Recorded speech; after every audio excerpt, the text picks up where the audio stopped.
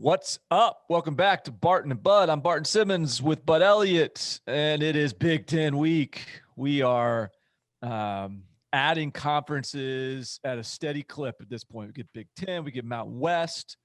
Pac-12 is not far behind. MAC, thank God. And you know what? Our week is just going to keep on getting busier and busier. So this show is going to be a busy one. But we got to preview the Big Ten, obviously. But we got a big slate of games that we got to kind of talk about as well. And then, you know what, we owe you guys a recruiting question as well. So we'll try to dive into the mailbag. How we doing, Bud? We just released our rankings for 2022 for the class of for our top 247 for the class of 2022. So I haven't checked my mentions, but to this point, doesn't seem too bad. How's your world? You know, it's pretty good, man. I'm in the process of buying a new TV.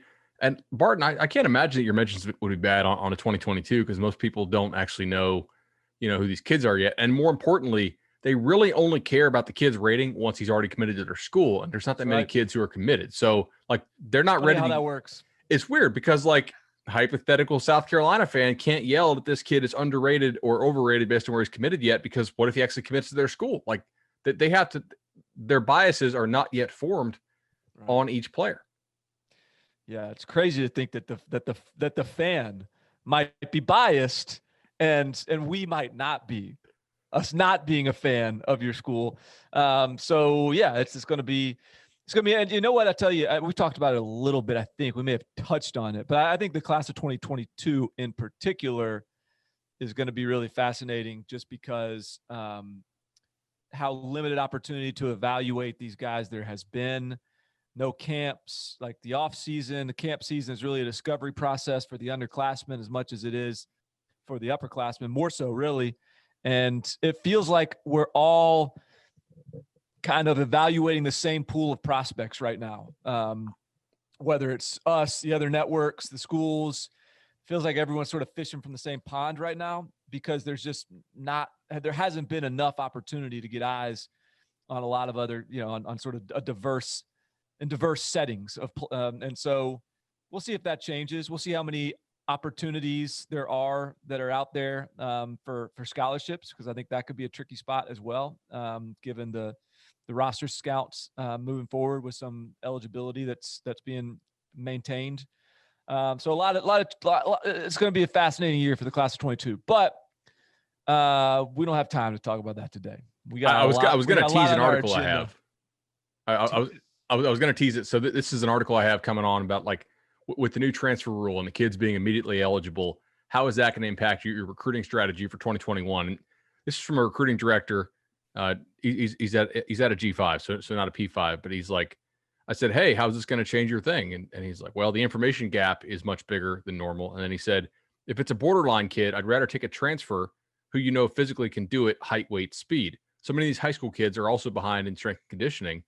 He's like, so why not take a kid can be solid for 2 years, then you get his spot back, versus take a chance on a developmental high school kid who you've never seen in person or evaluated, and you make a 4-year mistake. It's going to be really interesting. So check that article Thursday or Friday, whenever we have a little hole in the content coming on 247sports.com. But man, next 2 years with the transfers being involved, this recruiting scene is going to get really wild. Some people will play it well, and some people might get burned. So I'm interested in seeing who's going to hire a director of college personnel scouting. NFL has their pro scouting director, their college scouting director, to fish for free agents. College has got to have some sort of elements to their recruiting board now as well, in terms of fishing for transfers, considering there's going to be a one-time free transfer. So it's going to be interesting to see how these recruiting departments, personnel departments evolve and change. There is an SEC school. I'm not sure if I'm supposed to say the name, so I'll leave it anonymous for now, that they had multiple guys coordinating their walk-on program, and they actually took one of their walk-on coordinators and made him coordinator of essentially scouting the transfer portal and scouting other people's rosters. Makes sense. I think we'll see that happen more. I think so. All right, man. So Big Ten. Where do you want to go with this first? I'm wide open. I know you've done a lot of Big Ten on Cover 3, and I've listened to that, and so I really appreciate your thoughts on that. I feel like you are dialed into this league. I've sort of adopted it. It's I think it's been.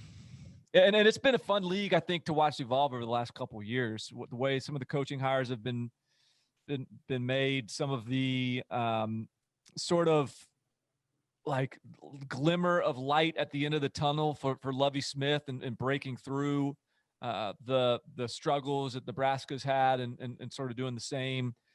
All the issues that Mel Tucker's is inherited at Michigan State. So I don't know. I think probably we should just start at the top. And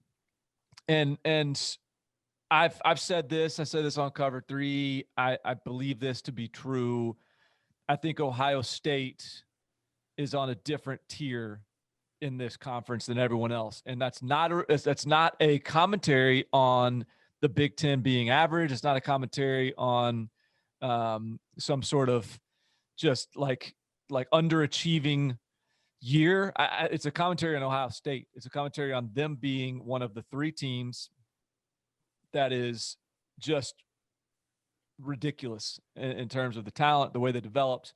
And so I think Ohio State is an undefeated team this year. I think Ohio State goes and like I kind of boxed myself into an Ohio State pick when the season in the Big Ten was canceled. I tweeted, that's a shame. Ohio State would have been my national championship pick.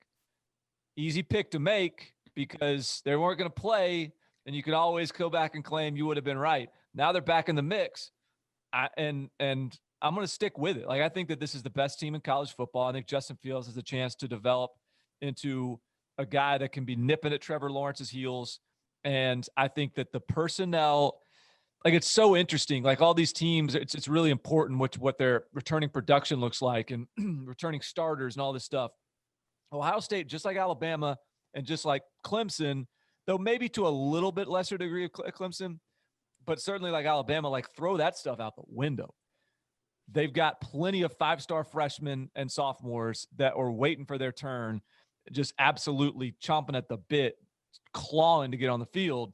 They're going to be on the field and they're going to be really good. So just the obvious point out front, I think Ohio State's the team.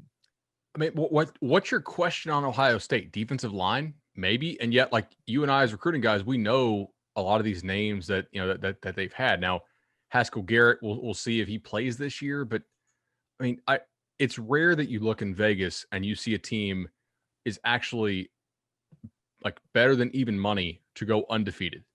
And that's what they are.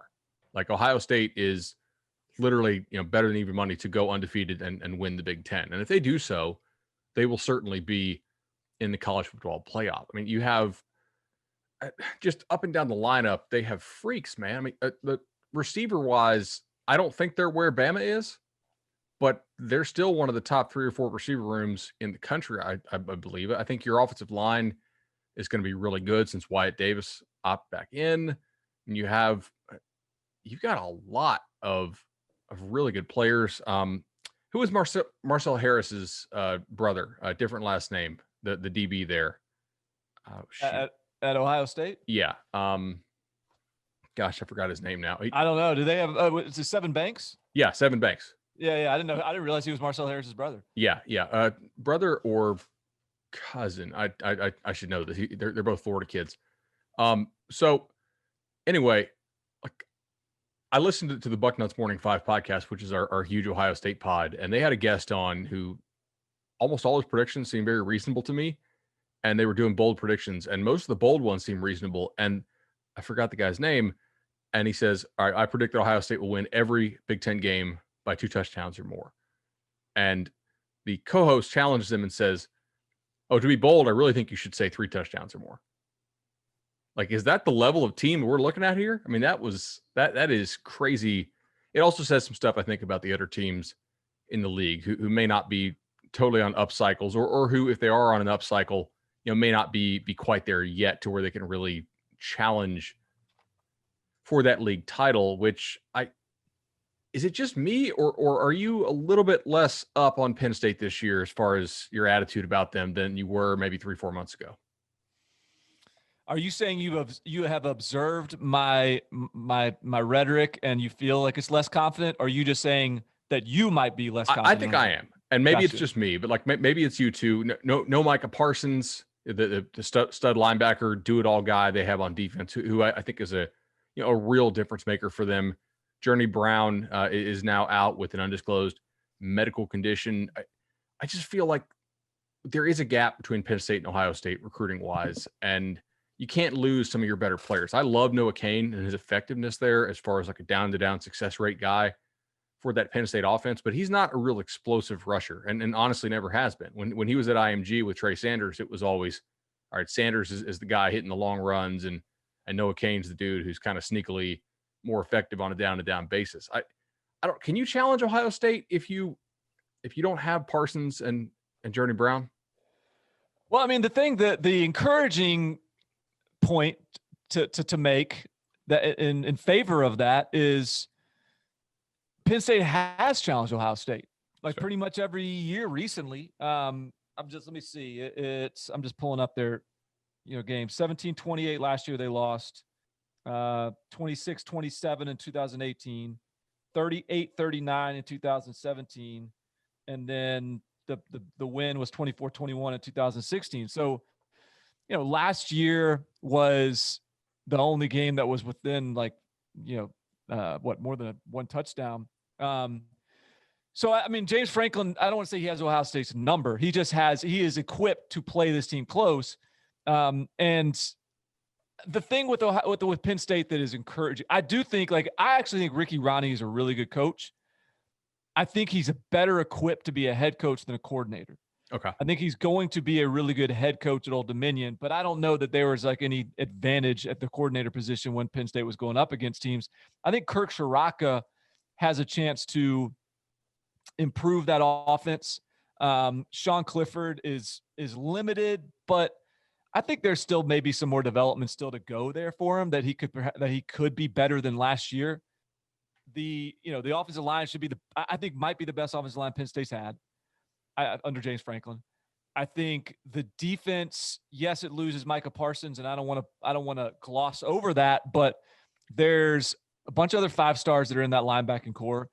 I think Jason Owe at defensive end could be this year's Micah Parsons. And Shaka Toney doesn't suck. Nope. I mean, they're still really good on defense. So I just think I think that this is, to me, Penn State is still probably clearly the second best team in the Big Ten. Maybe it certainly helps that Pat Freiermuth is back. Didn't opt out. I don't think that I guess I think they're the second best team in the Big Ten. I don't know that it's clear. Maybe that's not the right way to phrase it. I think they are the second best team in the Big Ten, though, and I do think that there is a clear gap between Ohio State and them. But I still like this Penn State team in terms of the way it's constructed, some of the additions that they've made, and the talents on that roster. And you know what? They've done a really good job developing. So I think it will be a good team, a good season. But what does that mean? Does it mean 7-1? Does it mean 6-2? That's a little bit harder to pin down.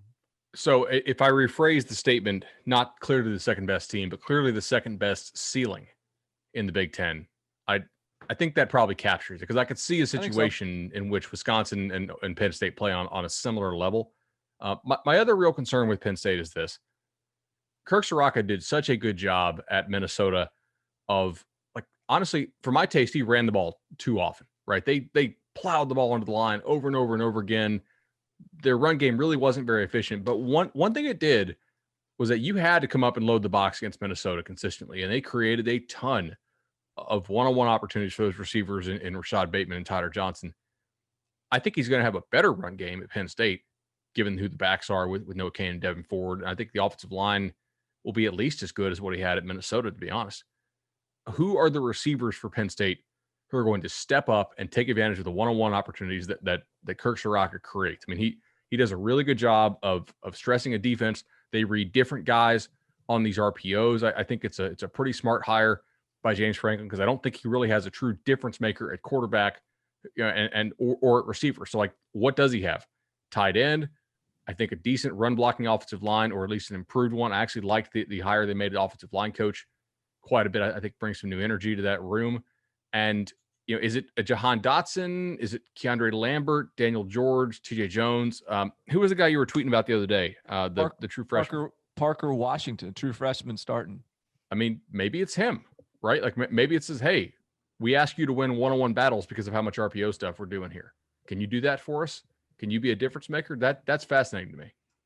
It's been a very underachieving position at Penn State, which is what makes this match at the coordinator position so interesting because, yeah, I mean, think about even when Kirk Ciarrocca was at Western Michigan with PJ Fleck prior to Minnesota. Like they were a very wide receiver friendly offense then. And so I wonder if, hey, maybe we're looking at this wrong. Maybe he's going to unlock the wide receivers in a way that like they haven't really been able to at this point. I don't, that's just posturing a theory as opposed to an opinion. But I think that is I agree with you there. I think that the wide receiver position probably is the key to the ceiling at Penn State because everywhere else, like they're not just good, they're damn near elite, right? I mean, just position by position, you could kind of check every box and say, well, this is an elite position group. Well, maybe quarterback. I don't think you're there, but running back, check, tight end, check, offensive line. I think check there, defensive line for sure. Linebacker, I think for sure, even without Micah Parsons. And I think the defensive backs is a really talented group that's gonna, I think surprise some people this year. So, yeah, I mean, I think there's a lot to be intrigued by there with Penn State. Okay, from the top to the bottom, I want to discuss Rutgers for a minute. I know a lot of people will probably tune the podcast out right about now, but like, have you guys seen what Rutgers is doing? Like, they literally took a billion transfers. I mean, 7, 8, 9. I think they have 13 or 14 transfers on their roster this year, and a good number of them who are eligible to play right away. Greg Schiano obviously doesn't like what he has in the current roster. Otherwise, you probably don't take that many transfers. And look, I mean, hey, if you or I were the new head coach at Rutgers, we'd probably do the same damn thing because that team was terrible last year. And I think he made, like, I always trust Greg Schiano to have at least a decent defense, although the last year or two at Ohio State were kind of iffy. And I love the hire he made in Sean Gleason. Like they may still really suck this year. I don't know. Because personnel-wise, they're probably not there. And that's a lot of new pieces to incorporate. But like Sean Gleason, I mean, you're an Ivy League guy. He was doing some fun stuff up at Princeton, man. And then he learned under Mike Gundy for a year. Yeah, I actually think that this was, I mean, Greg Schiano from a assistant coach hiring perspective, I thought he hit it out of the park. I think this is, but that's why I'm a little bit, I do not think Rutgers will be any good this year. I think I think they're just too far away. They were so far away last year. So far away last year. And I think they'll be better this year. I think they'll be improved. I think they'll be competitive. I don't really think they'll be able to win any games. But I agree. I think Sean Gleason was a good hire. Fran Brown in the secondary was a good hire. Andrew Arich was the guy that they was at Princeton prior with Gleason that for the offensive line coach. They hired the DB's coach from Michigan. Like they've got really good guys on the staff. And yet I just and I think it was the right move, and I think it was a good job in filling up the roster with transfers. Those guys will make them better. But there's still a lot of Rutgers guys on that roster too. And I just don't think year one's going to be the one we see like the significant shift. I think it's coming. I think that'll be a good hire, but I think there's a lot. It's a big hill to climb right now. I will also note that the job that Schiano did at Rutgers prior was both A, extremely impressive, and B, completely not replicable in terms of anywhere close to the number of wins, because not only did he do it in the old Big East / AAC, but he did it at a time where you had some teams that had recently left that division, most notably Miami, Boston College, and Virginia Tech, who were Big East stalwarts at one time. If for younger listeners, go back in the day, like that was actually not that bad of a football league for quite a while, at least when Barton and I were growing up as kids. But now, like, not only like that's not realistic, but I do think it's realistic for him to get Rutgers to be just not completely terrible at all times. Now, you have something else on it? All right. I've got two teams or two groupings of teams that I kind of want to bounce off you here. So I want to talk Purdue and Nebraska in kind of the same vein, and I want to talk Minnesota and Indiana in the same vein. And Purdue, Nebraska for me is, all right, pretty impressive 2018s, really disappointing 2019s. These are pivotal years for these guys. I think I believe in Minnesota. I think I believe in Purdue a little bit, man. Like they had so many guys. Yeah. They had so many guys get hurt last year. You know? That's true. Yeah. I mean, they have David Bell. They have oh gosh, I'm going to talk about him now. I can't remember the guy's name. The Rondell Moore. Yeah. Like they get some key guys back on defense. They're a very experienced football team. Now I know that Coach Braum has the coronavirus stuff, so that might hurt him for the first game or however long. The Big Ten, gosh, you might be like, corona suspended for the season if you catch it or even know anybody who has it. But I think this team can finish 500.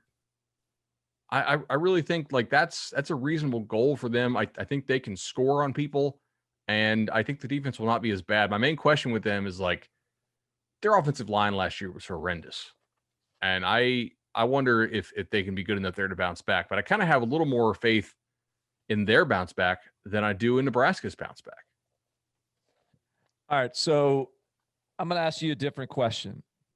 And we don't have to get away from those two teams, but I want to ask you a different question because I think it is related to these teams. Let's just say I'm going to give you a hypothetical here, and the hypothetical is just that Wisconsin does not win the Big Ten West. All right, it's not going to be Wisconsin. I can look in the future. Someone other than Wisconsin wins it.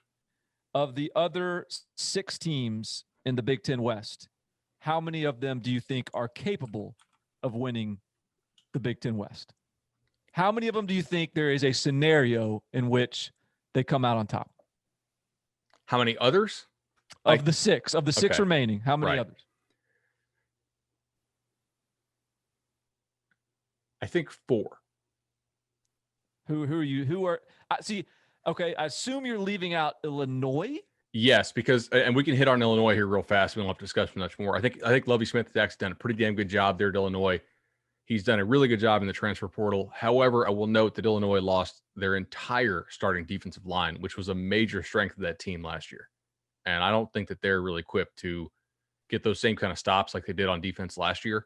And they're going to have to rely on their offense more. And as somebody who watched the Bucs for a while, I'm not totally sure that like Lovie Smith is great at coaching a team has to rely on its offense, but I do think he's doing a good job there, overall. So I would cap out Illinois there. Okay, who's the other one? Nebraska, because of the schedule.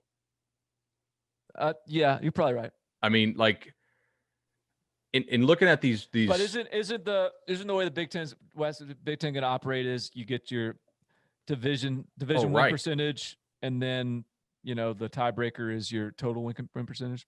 Okay, you know what? Then in that case, I think you're right. The only one I'm going to cross off is Illinois. I think everybody else, there is a scenario that I can walk you through to where they could win the Big Ten West.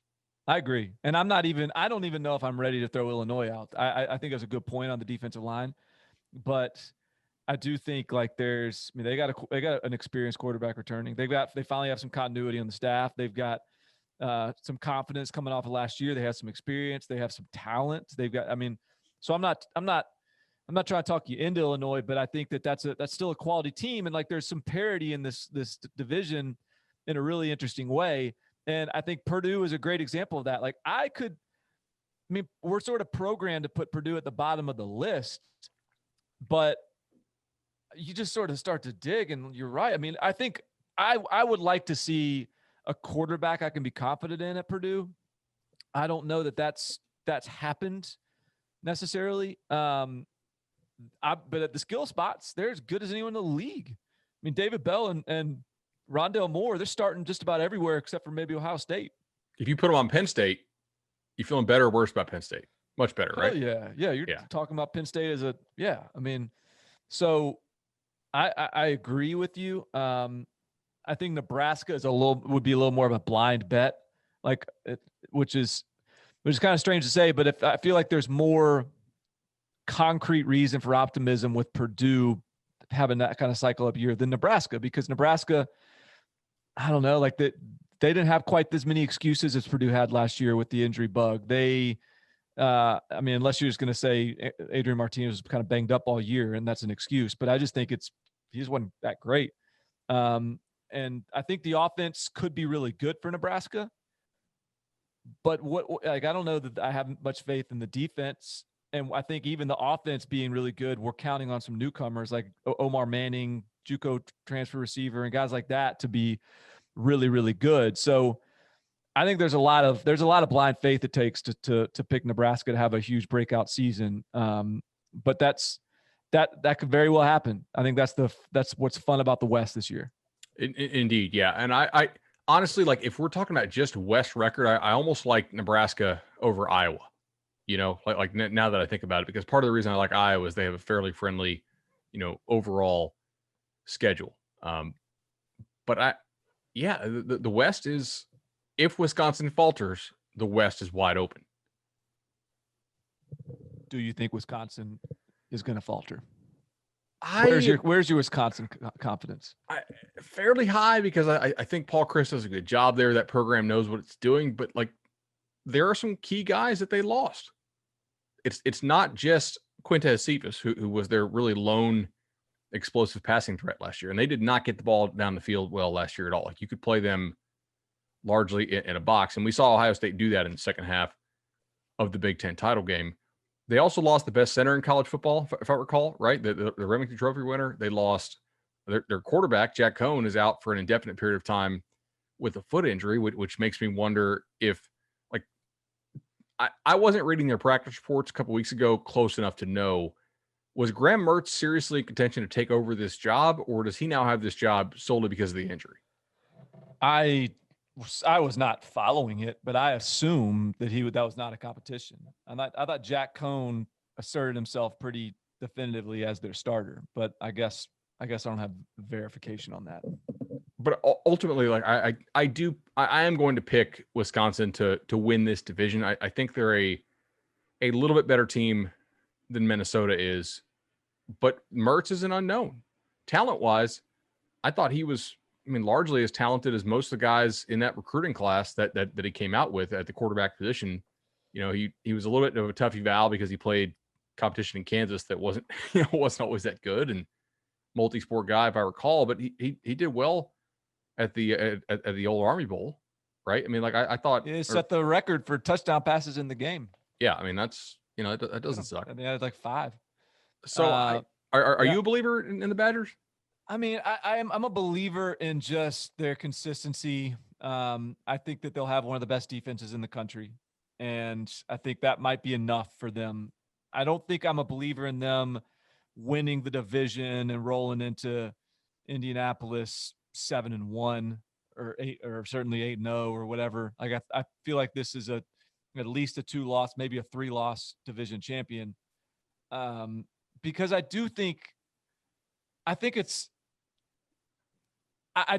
think that we are allowed to just, let me start over. I think we are allowed to look at this team and have questions about offense. Like, you can't just lose your starting quarterback, lose your best receiver, and lose your NFL running back and just act like nothing happened. Right. They've got Jake Ferguson back at tight end, and he's a weapon. They've got a pretty good offensive line. They've got a little bit of a running back by committee approach, but there's a lot of faith in Paul Chryst to just figure it out with that personnel. And I think it's okay for us to say I think it's okay for me to say I've got some questions there. So I'm very interested in what the offense looks like. I believe in the defense fully, but I think there may be a couple rock fights that they just don't generate enough points in and come up on the short end of the stick. You said something interesting there. You said you think that the winner of the Big Ten West will have 3 losses. Do you mean like 5-3, or do you mean like the team that wins the West will end up with 3 losses because Ohio State will beat them? When I ran down the just sort of the win totals, the hypothetical win totals. We did it for cover 3, and I think I landed on 3 teams at 5-3 in terms of just their overall record. So that's a little bit of just, I think everyone's so close that there's just going to be a lot of infighting and a lot of cannibalization. And I think it's going to be a lot of 5-3s and 4-4s and 3-5s. Like, it's not going to be 8-0s and 0-8s. I think that's fair. Iowa was not one of those teams in your 5-3, right? It wasn't. I was getting heat from an Iowa fan on Twitter whose literal Twitter handle is Spencer Petras Kool-Aid drinker. So I don't know if maybe this is another instance of him perhaps being biased, but I think Iowa could be one of the 5-3 teams. I think Iowa is capable of winning the conference or the division. I mean, I think Spencer Petras, frankly, is the big X factor there, and so too is, I think, Brian Ferentz and what he does with this offense to play to the strengths. The strength being outstanding wide receivers, outstanding pass catchers, and I don't know. Like, do you have faith in Iowa to just sort of, open up a pass game to play to that strength? I don't necessarily. So I'm and with all the off-field stuff, however confident and reassured we might be in what the locker room is, I think it's an unknown. I think it's an unknown until they're thrown in the fire there, in terms of how they look without Chris Doyle, the strength coach, and how they look with some of the the trials that they've had to go through this offseason. I just think there's a lot of questions around Iowa. I don't disagree at all. Let's talk those two teams that I don't want to say overachieved, but exceeded expectations last year. Minnesota and Indiana. You've been kind of a Tom Allen Indiana homer here on this show, and with good reason. So I'll turn this one over to you. I'll take Minnesota. What are you seeing from Indiana this year? I feel like I was on the Indiana train early last year, and I liked the Indiana train this year a lot. When I saw the schedule set up, they had Wisconsin open the season, and then they had a bunch of games where they looked like they could potentially be favored for. I think that it played out to where they could be looking at like a 7-0 record going to Happy Valley on Halloween. Well, the schedule is a little different now, and they're like the A&M of the Big Ten.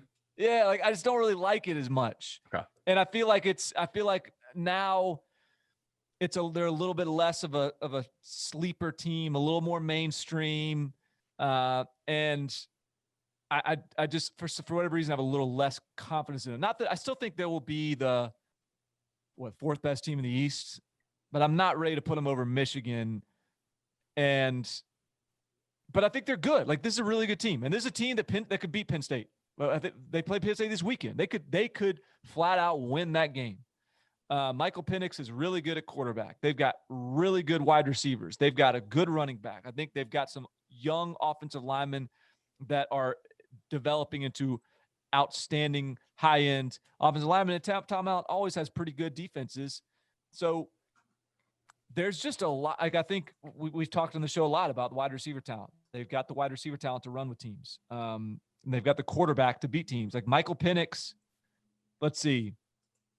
Justin Fields is the best quarterback in the league. Michael Penix, probably most people would sort of pencil him in, I don't know, 5 or something. Tanner Morgan 2, probably. Yeah, like I think you could talk me into Michael Penix, like based on trajectory, being able to play himself into the number 2 quarterback in the league spot this year. I don't think that's where he is right now.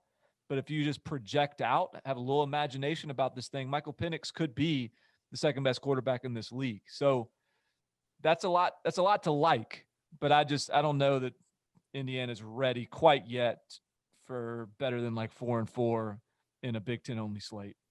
I think 4-4 is perfectly reasonable. And they were only 5-4 in the league last year. So, I mean, 4-4 is really not much of a step back, if at all.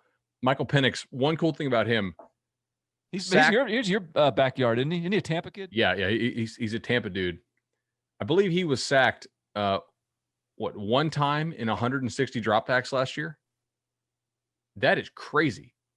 Like his sack rate allowed was 0.6%. Peyton Ramsey's 7.7%.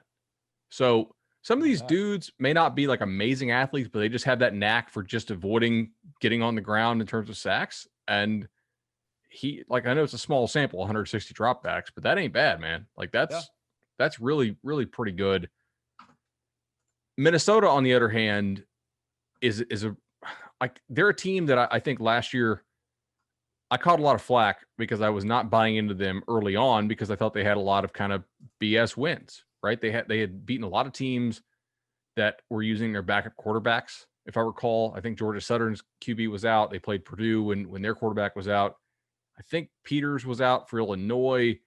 I don't remember if Martinez played for Nebraska, and then they played Rutgers. They started with South Dakota State, obviously, and then they got Maryland after Maryland had crashed back down to earth. And so through about like the month of October, I was like, all right, this team is undefeated, but man, they do not have very many impressive wins to me yet. And instead of crashing back down and kind of regressing to the mean, instead, Minnesota just kicked it in another gear. They started playing well against like good teams. You know what I mean? They deservedly beat Penn State. They lost close at Iowa in a game that was, honestly, like very close throughout the entire contest. They beat Northwestern by 3 scores at Northwestern. They lose to Wisconsin. That's the one game that they really got, their doors kind of blown off in. And then they bounce back and they beat Auburn in the bowl game. To what extent you care about bowls is kind of up to you. But like that team showed real growth in the second half last year after really, I think, not looking that great against some really subpar competition in the first half of the year, especially considering how many backup quarterbacks they played. But, ultimately, like I'm impressed. I think this team has a lot. Now they got a new offensive coordinator because Soraka's gone. How are they going to replace Tyler Johnson? I think they have to do a better job of running the football effectively. Last year they ran it a ton, but they weren't actually good at running the ball, right? They did it all the time, and they didn't throw the ball all that much. I mean, Tanner Morgan, he only had 318 attempts on the year, and their backups threw like 3 passes. So, it was pretty much all on him when they did throw. This year, I'd like to see a little more balance, a little more throwing on first down to see if you can help that run game out a little bit by not have everybody load up against it, so much. But like, man, if Wisconsin falters at all, I think Minnesota can be right there. So you think Minnesota is the top contender? I do. Yeah, I think PJ Fleck drinks his own Kool-Aid and gets everybody else to drink it too. Like, people really play hard for this guy. He's done a good job developing the team.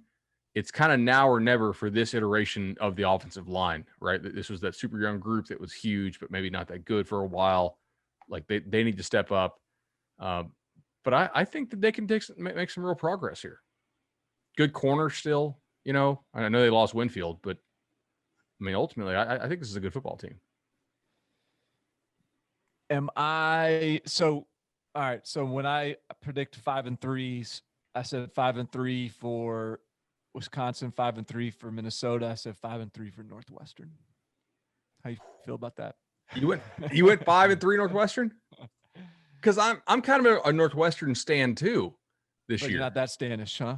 I'm more like 4.5, 4.5, 3.5, kind of leaning to 4-4. But I could see them going 5-3.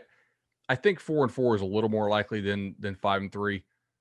Just because are they really going to clip both of the teams above them in Minnesota, Wisconsin? If they don't, then they need to go basically perfect against everybody else except for one. I love the new offensive coordinator hire compared to what they had, and they are going to have a massive upgrade at quarterback, and that's a very experienced football team. So, like, Northwestern is not going to be the sort of automatic out that they were last year, and they weren't, automatic last year. Like, you still had to work for it. Yeah. They were pretty automatic. It was just a long day. Yeah, you had to show up. Right.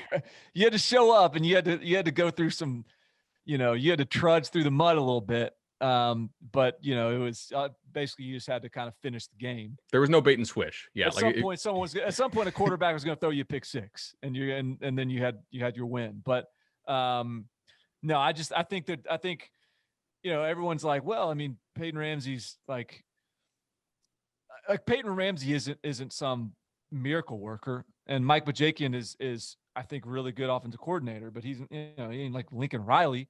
But I think that the upgrade, the points above replacement, so to speak, that those guys provide relative to what they had last year is like is very dramatic. Yeah. And the defense will still be good and things like that. So I think that I just think this is a team that's going to grind out some wins in a weird year. Teams we didn't talk about real quickly here. Michigan State, ultimately, like, I don't think it's very fair to judge Mel Tucker at all. He got in, like, he was hired like right before the pandemic shutdown, has not had a chance really to do a whole lot. And I mean, I even if they were to go over, and I don't expect that they will, but like, even if they were, I don't think it's fair to judge them very much. I mean, they are on this extreme end of lack of pandemic prep, I would say. Maryland, I think what they showed in the final 7 games of the Big Ten, just getting blown out consistently, is kind of what they are, unless Talia or what's his name at quarterback can Lance Legendre. Yeah, there you go. I like that. Give me that again. Lance Legendre from New Orleans. Beautiful. We got to hit on Michigan. We hit on Michigan. Oh, that's right. Okay. Where does your confidence lie with the Wolverines? I still think Harbaugh is a good coach. I just don't know that he's like an amazing coach. I could see them going 3-5. I could see them going 4-4. I could see them going 5-3 in league play. I want to know, like, are they going to fit this offense to Joe Milton? He's a very good athlete. In high school, he was not a great passer. He's shown some signs of passing improvement at Michigan through his first couple of years, but he's also, shown some signs of still being wildly inconsistent, which is not like, that's not out of the ordinary for a young quarterback. They also don't have Nico Collins now, so it was another loss at the receiver position. They don't have Tariq Black anymore, who I know was hurt up there quite a bit, but man, this team, who is he throwing to? I want to see, like, are this going to be a real run heavy team? This might be a little throwback action run heavy team with a lot of quarterback run. Yeah, I don't know. I'm gonna regurgitate some of what I touched on in the cover 3 win total spot here, and just I think the wide receiver group is really interesting. Yeah, because you are right. They lost Nico Collins. They also lost Tariq Black. They also lost Donovan Peoples-Jones. A bunch of big gallopers on the outside, but the personnel that they return at receiver, a lot of it very young, is to me really interesting. It's Ronnie Bell, it's Mike Sanderstill, it's Giles Jackson, the new guys are AJ Henning and Roman Wilson. Like, the 5 guys I just named, and I don't know, there's others that I'm probably forgetting, but those are a bunch of just flat out burners. Those are a bunch of jitterbug type of space guys that in a lot of ways I think fit what Josh Gaddis wants his receiving core to look like more than what he inherited. I think he would like to have Nico Collins. I think he'd like to have a guy on the outside that he can throw to. But that group is still, it's just a matter of whether that they're ready yet. Like Ronnie Bell, we know, like he's been there, done that.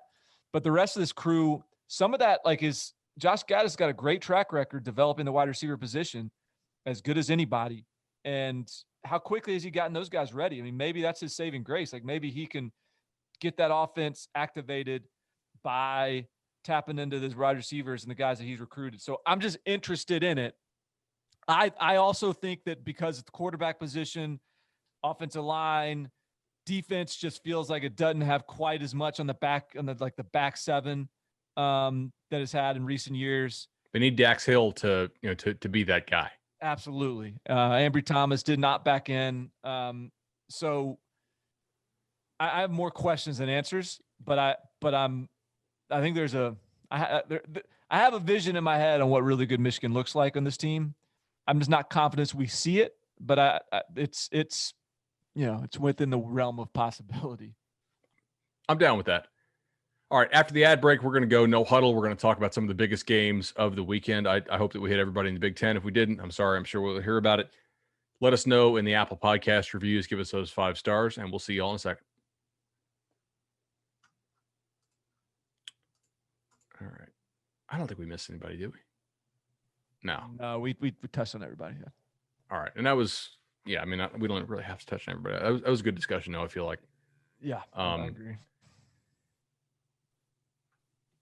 All right, man, we're back on the Barton and Bud show. We appreciate those 5-star reviews you gave us during the commercial break. Let's go ahead and just stay in the Big Ten for a moment and talk about the 2 Big Ten games of the weekend that, at least that I'm interested in. I think Barton is interested as well.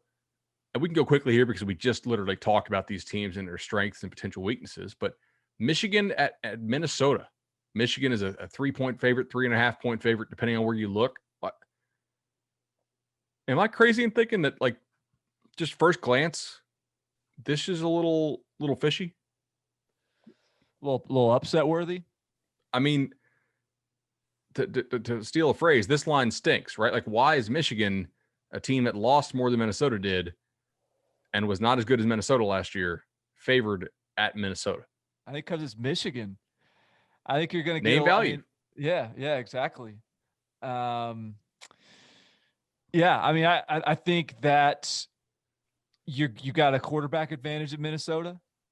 Certainly early in the year. I mean, maybe like Joe Milton, the fact that Joe Milton, however good he might be, he was still battling Dylan McCaffrey. We've seen a lot of Dylan McCaffrey.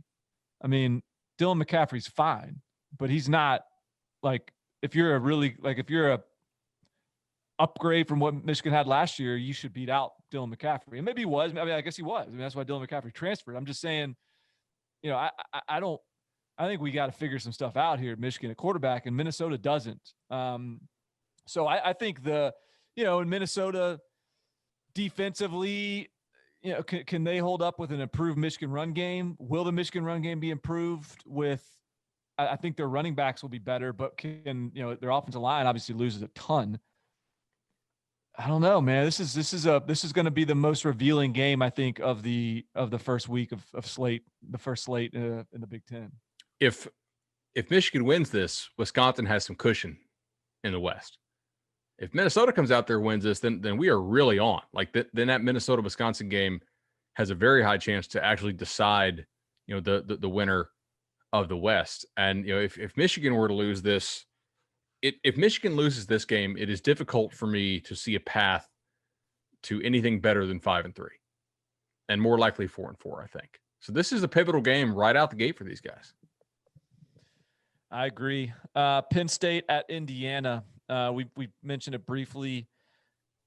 I think Indiana could pull the upset here. I think they're capable of that. I'm not predicting that. I think Penn State probably wins, but that's not like Indiana's not the kind of team I'd want right out of the gate. I'd like a little warm-up round with somebody a little less scrappy than Indiana. But, this will be, I think, probably as much as anything, I'll be anxious to see the debut of Kirk Ciarrocca at Penn State and Nick Sheridan at Indiana, the new offensive coordinators, both places. Probably the single biggest factor in Indiana's sort of surge last year was Kalen DeBoer, their offensive coordinator, is now the head coach at Fresno State. So Nick Sheridan, a promising young coach, former Michigan quarterback himself, has some sort of big shoes to fill. And that's going to be, I think that's going to be interesting to see how it looks. The one spot, if you're looking at a team breakdown on Indiana last year, like the one that stands out as just absolutely horrible, passing explosiveness allowed, 114th in the country. I'm sure that's something that they're trying to get fixed. And Ohio State dunked on them pretty hard. Michigan State even threw some big balls on them, if I recall. There's a couple other teams that lit them up. We talked about in the first segment when we did the Big Ten preview, we talked about Penn State's receivers. Penn State needs to figure out early and often in this game if that's fixed. If Indiana's still giving up the bomb, Penn State needs to be able to hit that bomb, because otherwise, like, Indiana's defense was not that bad in other areas. Like, that was just the one glaring thing that it was like, oh my God, 114th is just that's nowhere close to any of the other metrics. Like they got bombed on, and Penn State needs to be able to hit them deep. Kirk Ciarrocca likes to go deep. I've seen Tyler Johnson, Rashad Bateman run past people a good bit last year. So let's see if he's got the horses to make Indiana pay this year. All right. So the game of the weekend is probably this one, right? Iowa State travels to Oklahoma State. The winner of this game is in the driver's seat to make it to the Big 12 title game. And yet I feel like it's not getting that much national play because I don't know if we really believe, like we as a collective college football media, if we really believe these are, playoff worthy teams, if these are Big 12 title worthy teams. Maybe that's a secondary discussion there. I am kind of trusting Iowa State more than Oklahoma State here, but that's also because I don't know what to think of Oklahoma State. Oklahoma State has played a coastal team, a Tulsa team in which it lost its starting quarterback on the first series, Spencer Sanders. And they kind of were like, oh, we got to go with this JUCO or this true freshman, neither of whom really had many reps with us in camp. They escaped that. The defense looks very good against Tulsa. They play Kansas, which is absolutely terrible. And they've played West Virginia, and West Virginia's offense, to be frank here, is pretty bad.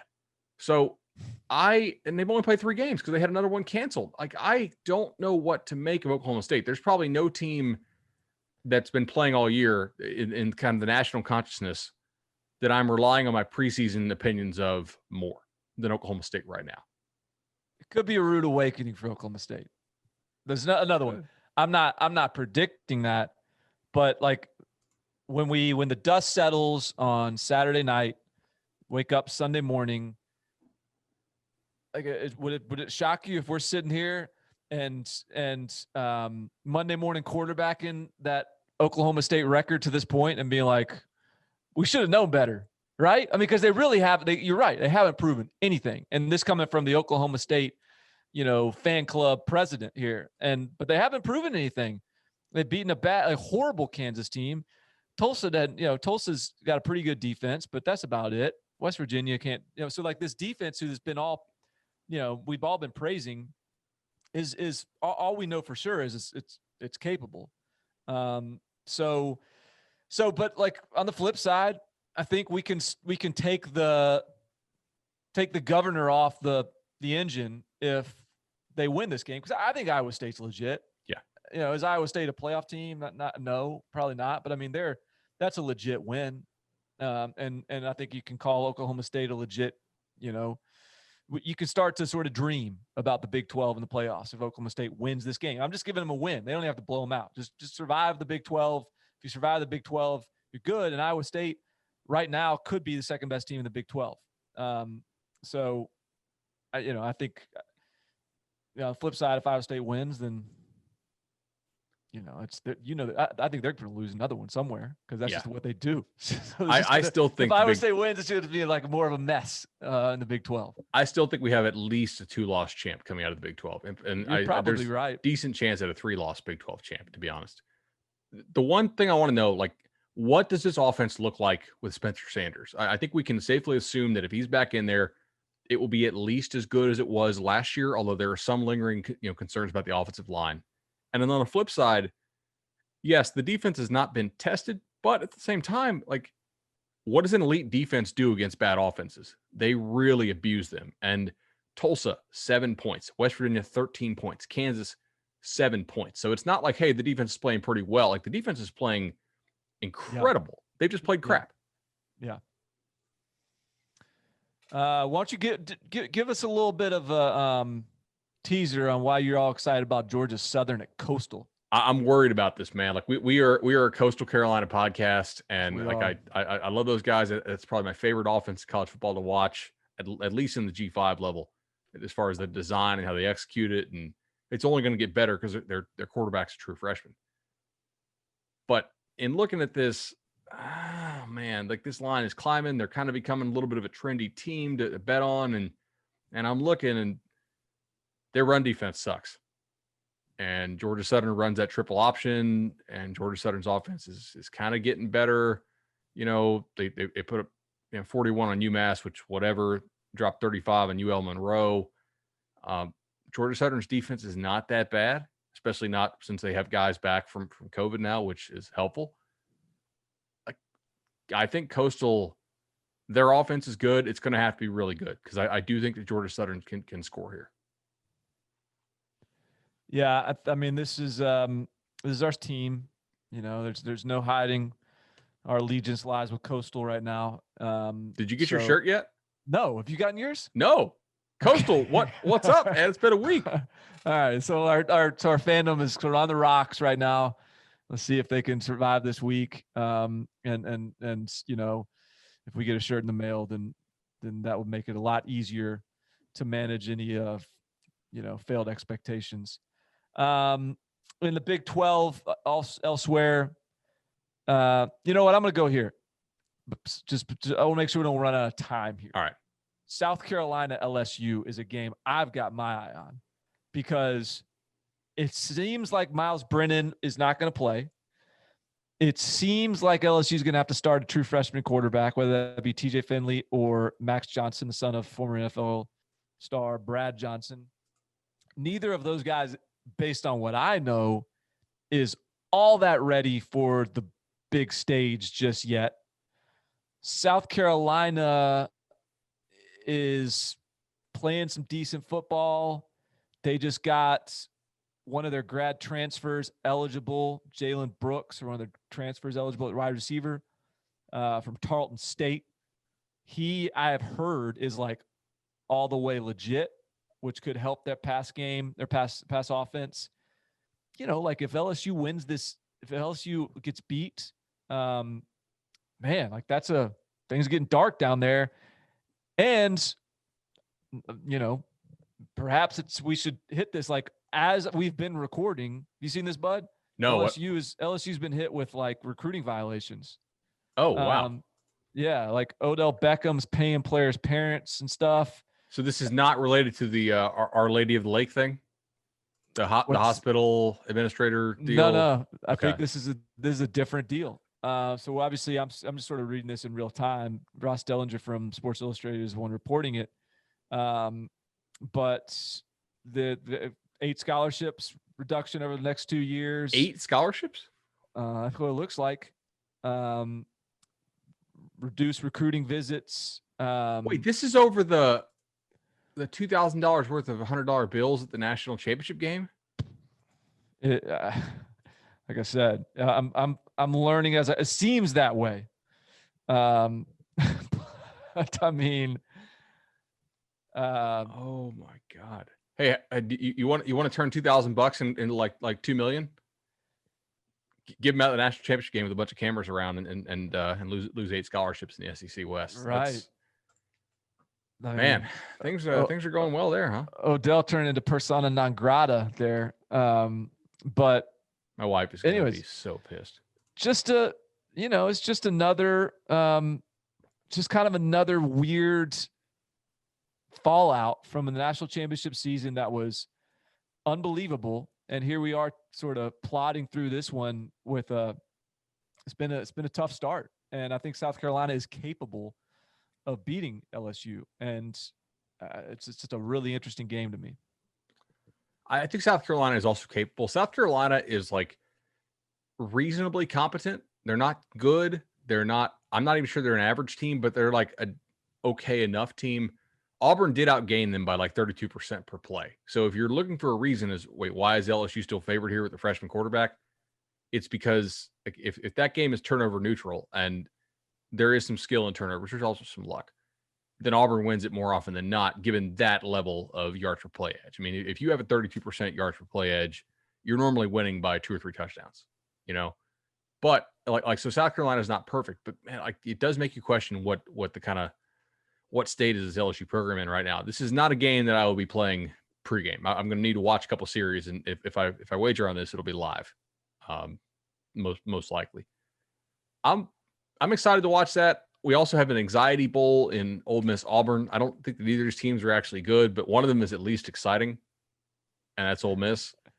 And somebody once said you can't be bad and boring. So, yeah, that's one's just going to be one of these where, I mean, obviously, if Auburn loses, then you know the Auburn fans out for blood for Malzahn will continue to, have their be louder. But Ole Miss, like even like the funny thing is, even if Ole Miss loses, they'll be at this point. That would be what, they 1-4. How many games we played at this point? They'll be 1-win team, and they will be, and yet I assuming the offense is still clicking a little bit, I don't even think it'd be a disappointing 1-win team. It would be like, it would still be this like really excitable 1-win team, and everyone's still, I think, happy with the Lane Kiffin hire. So it's I just think that's kind of a fun little matchup. Hey, this is partially tied, by the way, to the Our Lady of the Lakes thing. Oh, is it? Okay. Vidal Alexander's dad got $180K allegedly from the booster who embezzled it from the hospital for a no-show job in 2012 to 2017, according to Russ Dellinger. So, got it. All right. All right. Here's another game for you. We said we would suspend our questions about Notre Dame and their downfield passing attack for at least one more week, and we weren't going to judge them based on 25-mile-an-hour winds and Kevin Austin's first game back against Louisville. I'm going to judge them this weekend, though. Pitt is a team that gives you a bunch of single coverage, whether that's cover 4, converting the man, or just straight down the field man coverage. And you can't usually run the ball very well on Pitt. You can't usually throw the ball short very well on Pitt. Normally, you have to beat them deep.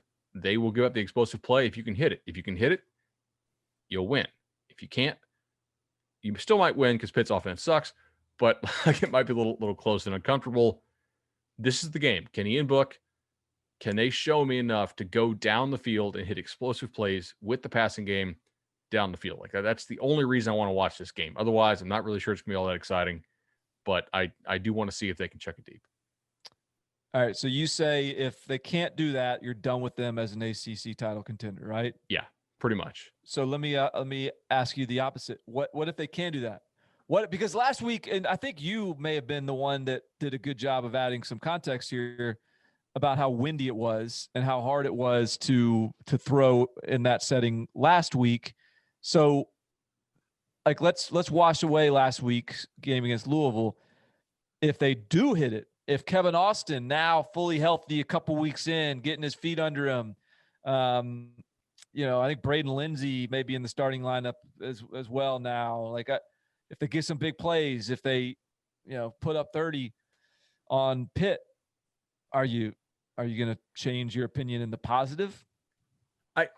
Well, I'll at least keep them there as a team that if they play their best, could give Clemson a game in the ACC title game. Like they're still going to have to play their ass off, and Clemson probably, like if Clemson plays their A game, it doesn't really matter what anybody else does. But if Clemson plays like a B game and Notre Dame plays their A game, and Notre Dame show me that they can actually throw the ball and threaten you down the field, then I'll give them a shot.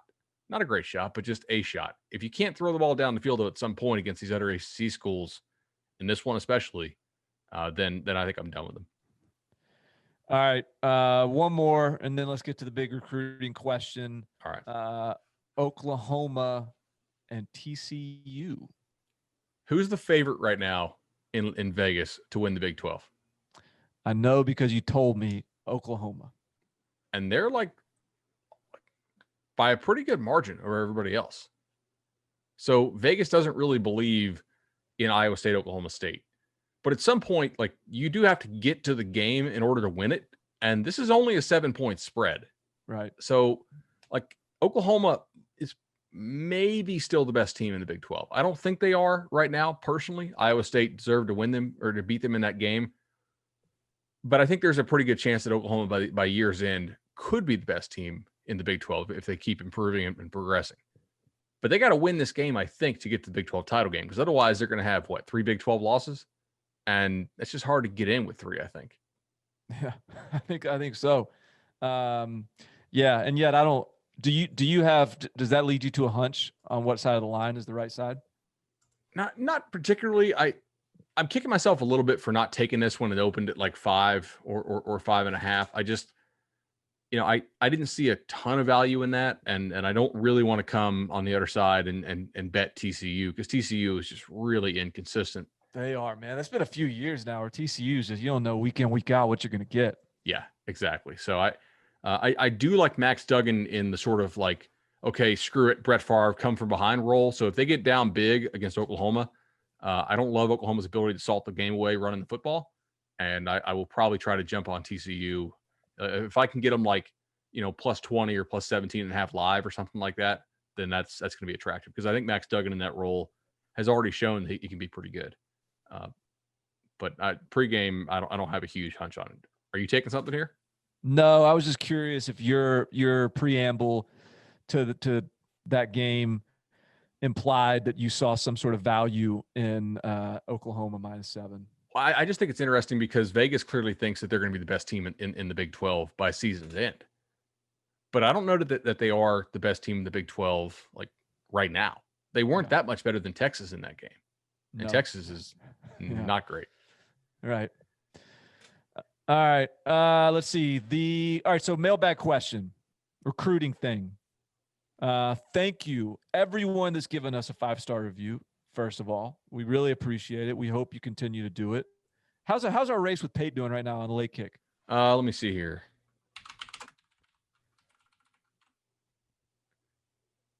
So he's at 793, but he's also done 106 episodes.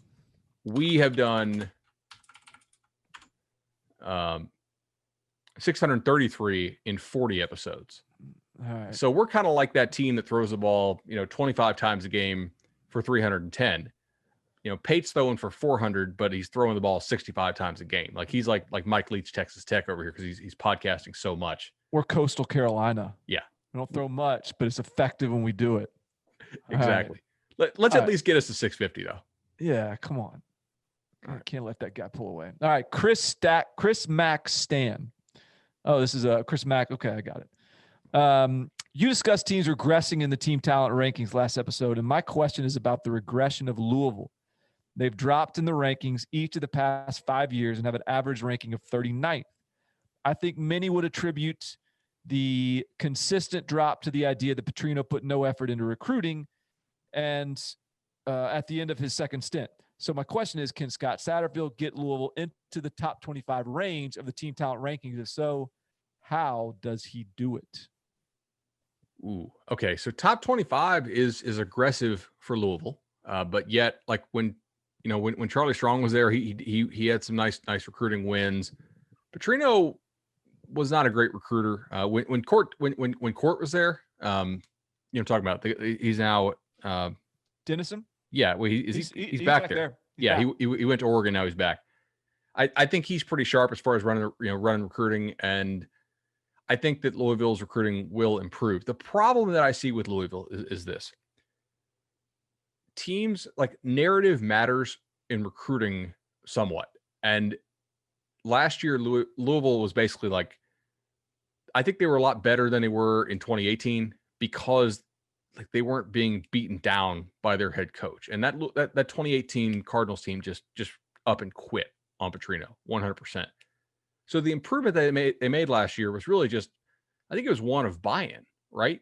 Like they didn't really improve the talent that much last year. And like this is one of the reasons why I was not very high on the Cards coming into this year, because I didn't think you could get a similar level of jump in terms of buy-in, because the buy-in was already there. Now the real, like, getting better at football, not just trying and caring, improvement had to come. And I thought, because Petrino's rosters always just kind of wither and die regardless of where he goes. I mean, Arkansas, the Falcons, Louisville, wherever, it was going to take a while. Now though, like, the shine is kind of off the Cards, in my opinion, because it looks like they have regressed. And to some extent they have, but they've also had some tough luck losses this year, and they weren't really prepared defensively to play Miami. It doesn't look like. So now, how do you, like your momentum looks like it's gone, right? How do you sell this to recruits that you're still moving in a positive direction? I think this gets a little bit tougher. Do you think they can get in that top 25 range? I think the wins have to come first. I think that's not always the case. A lot of programs, a lot of coaches can recruit the talent before the wins, and then the wins come after. I think this is the reverse. I think the wins have to come first. And I think it's worth remembering where Scott Satterfield comes from. He comes from App State, Boone, North Carolina, a really strong program from a culture identity standpoint, and he could recruit guys to that culture, to that identity. He could recruit tough guys. They get into that locker room, they buy in, they the team would hold each other accountable, and all those sort of things are part of the reason why App State was and is consistently good. I think you have to start to create that kind of identity and accountability over time in recruiting the guys that you've sort of had to recruit. I think they're going to continue to recruit sort of the under the radar types in the near future. That's sort of what he knows. I think once that identity is sort of created and sustained and the wins start coming, I think that's when you can start taking your swings and being selective on picking the right 4-star type of guys, and those guys will listen. I just don't think it. So the answer to the question is I would expect, yeah, absolutely. There's like top 25 potential for Louisville, but I think it's going to have to be down the road after a proof of concept has been established. And I mean, Louisville's a good, like Louisville is that's an awesome town. It's got, good facilities. They're located in an area that can recruit north and south. But it's a basketball school, and I don't think it has the brand recognition that some of these other schools have. So I do think it's going to take Scott Satterfield proving he's a stud for like the big time guys in Florida and elsewhere to take notice. When he does, because I think he will, then I think the recruits will too. I agree with that, and also they need to finish well, like down the stretch this year. I'm looking at what their schedule is here to finish, and I mean right now they're 1-4. They've lost 4 games in a row. They have Florida State this weekend. They're favored over FSU. I did take FSU plus 6.5. It's kind of been bet down to 4.5-ish range, which kind of feels about right. If FSU plays like they just did against Carolina, they'll win. If they regress a little bit to what they're doing before, I think Louisville will win. But after that, they get VTech. So in that game, I'm probably going to pick VTech because I don't trust Louisville's defense at all. So they're probably going to be like 2-4, 1-5. So then they'll, they could have 6 losses by that point after the VTech game.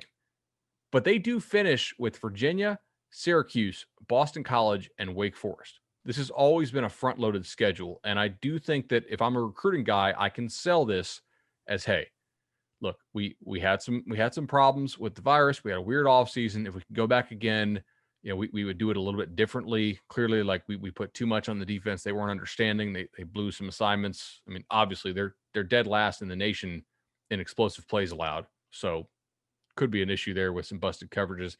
It's hard to get that way just being slow.